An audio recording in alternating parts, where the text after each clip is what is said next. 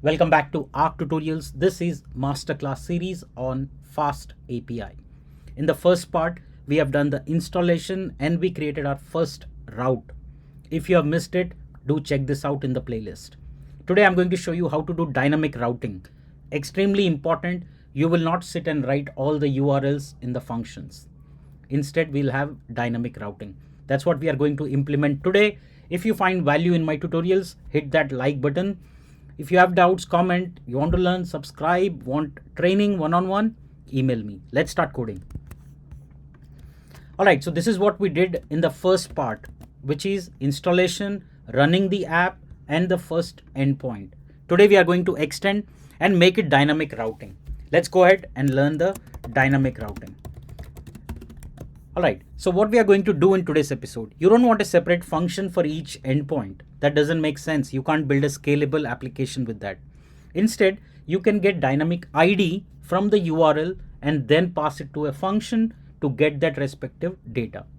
Something like if you do user/10, it will get you that profiled information. Or say if you want something like tasks/ID, and you can easily get that ID. So these are called dynamic routes. That's what we are going to implement. Let's get started. I'm going to use the same app.get and I'm going to say items/item ID in this case, or you can say user/user ID. That means it will become the first route which we are targeting, which is user/10.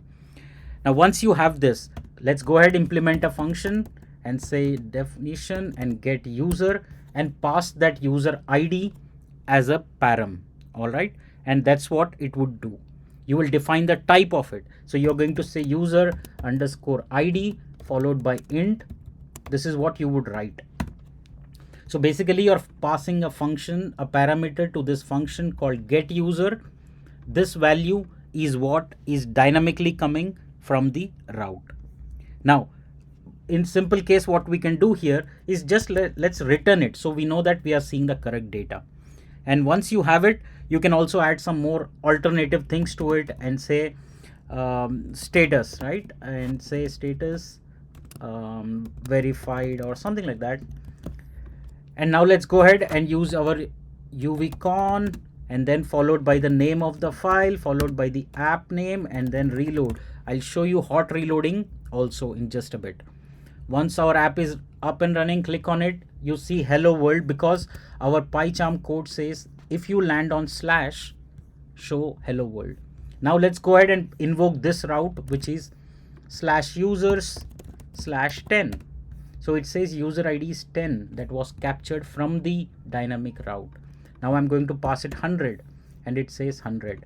So basically you can pass any dynamic data and it would be captured. This is an extremely basic and useful use case.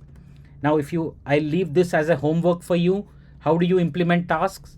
You'll implement in the same way. You will have a route called tasks, pass task ID as a dynamic, create a function, pass that user ID that you just captured and print it back. That's all you have to do to accomplish your second task.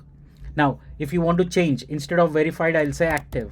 And if I press, it automatically got hot reload. That means it's already showing up in the UI. And you can see here, it's active. That's what is called active reloading because it's shutting down and starting again once it sees status changes were detected. So it's reloading. So whenever you make changes in the code, it will detect it and do a reload of it. So you can see the output immediately. For part 2, this is enough. In the next part, I'm going to talk to you about query params. Again, very, very interesting, very, very important piece of this puzzle. Together, we'll build one of the fastest, dynamic, and stable REST endpoints using Python. In the age of Python and agentic AI, learning FastAPI is a must. Make sure you hit that like button and join me in part 3. We learn about query params. Thank you.